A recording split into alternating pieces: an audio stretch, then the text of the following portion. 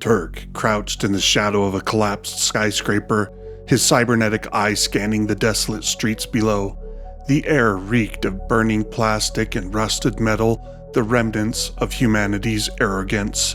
The AI war had ended decades ago, but the scars it left were eternal.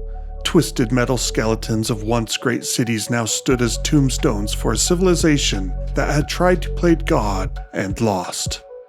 The machines still wandered the ruins, rogue constructs programmed to kill anything organic.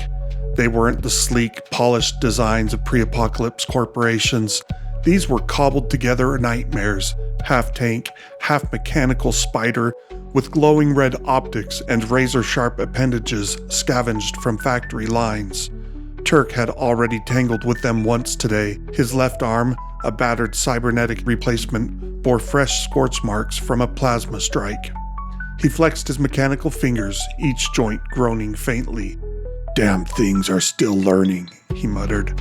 "Adapting."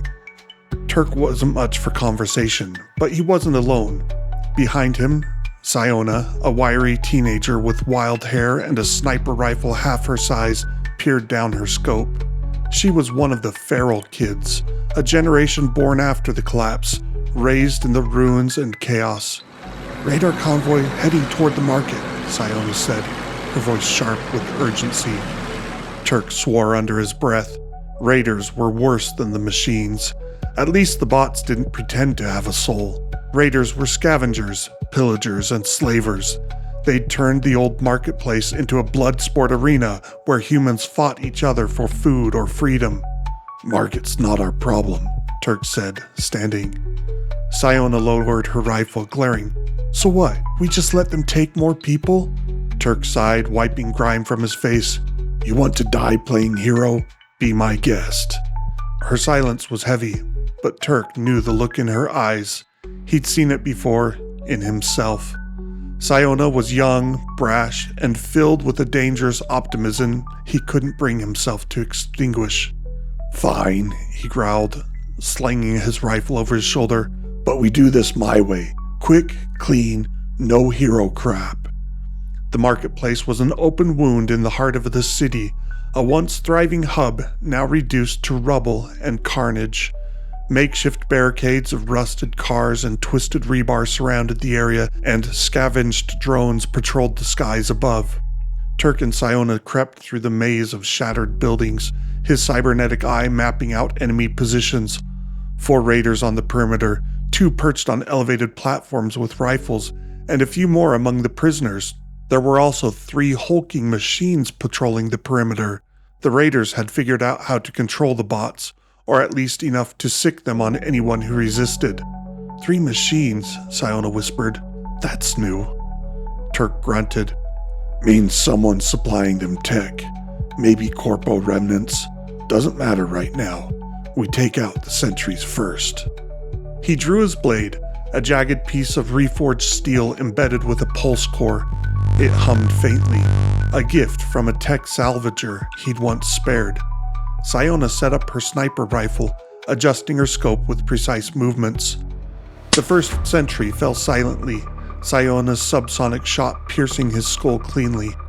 Turk moved in on the second, his blade slashing through flesh and bone with an electric hiss. The machines noticed almost instantly. Their red optics swiveled toward the commotion, emitting a guttural screech that echoed through the ruins. The remaining raiders shouted in panic, scrambling for cover as the machines charged. "Guess we're doing this loud," Turk muttered, activating his arm's shock module. One of the machines lunged at him, its bladed limbs tearing through the air. Turk ducked, slamming his cybernetic fist into its torso. Electricity surged, frying its internal systems. The machine staggered, spasming before collapsing in a heap of scrap. "2 more!" Siona shouted, firing off another shot. The bullet ricocheted harmlessly off a machine's armor. "Armor's too thick!" Turk yelled, dodging another swipe. He vaulted over a pile of debris, landing behind the second machine. With a grunt, he drove his blade into a weak point near its neck joint. Sparks erupted as it convulsed, clawing at him with its remaining limbs before collapsing. The third machine turned on Siona, its red optics locking onto her position. "Siona, move!" Turk bellowed. She fired again, the shot striking its leg and slowing it down, but it wasn't enough. The machine leaped, its bladed arms descending toward her. Turk reacted instinctively, hurling his blade. It spun through the air, embedding itself in the machine's head. The construct crumpled, mere inches from Siona. She exhaled shakily, glancing at Turk. "Thanks." "Don't thank me yet," he said, retrieving his blade. "We're not done." The remaining raiders weren't running. Instead, they regrouped behind makeshift barricades of scavenged metal and debris, shouting orders and setting up an improvised defense. Turk mapped their positions again, 8 of them, maybe more. One crouched behind a truck bed with a mounted autocannon, its barrel glowing faintly from recent use. "Gotta love it when they get bold," Turk muttered, gripping his blade tightly. "What's the plan for that?" Turk smiled grimly. "Explosives." Siona reached into her pack and pulled out a small bundle of scavenged grenades, their makeshift casing made from old soda cans and tape. She handed him 2. "You're the crazy one," she said, readying her rifle. "I'll cover you." "Try not to miss," Turk replied, tucking the grenades into his belt. The raiders opened fire as they advanced. Bullets ricocheted off the rubble, and the ground around them kicked up clouds of dust and ash. Turk moved fast, darting between chunks of concrete, his cybernetic arm absorbing the brunt of the impacts. But then a high-caliber round slammed into his arm, the force spinning him sideways. Sparks erupted from the damaged limb as he hit the ground hard. "Turk!" Siona shouted, dropping one of the raiders with a clean shot to the head. He gritted his teeth, glancing at his arm. A hole the size of a fist had punched through the plating, exposing sparking wires and hydraulic lines. The limb spasmed, refusing to respond to his commands. "Damn it," he growled, pushing himself up with his good arm. The autocannon roared, shredding the concrete near his head as he scrambled for cover. "Siona," he called, his voice tight with pain. "I need a distraction." She nodded and fired at a nearby fuel canister, the shot igniting a small explosion. Flames and smoke engulfed part of the raider line, forcing the gunners to duck. Taking advantage of the chaos, Turk pulled a grenade from his belt, primed it, and hurled it toward the autocannon emplacement. The grenade landed perfectly, rolling to a stop just under the truck bed. "Boom," Turk muttered. The explosion tore through the truck, sending metal shards flying. The autocannon erupted in a fiery plume, and the raider behind it was thrown into the air, his screams swallowed by the blast. The remaining raiders, now desperate, charged toward Turk and Siona with reckless abandon. Turk forced himself to his feet, his blade humming faintly in his good hand. "Let's finish this."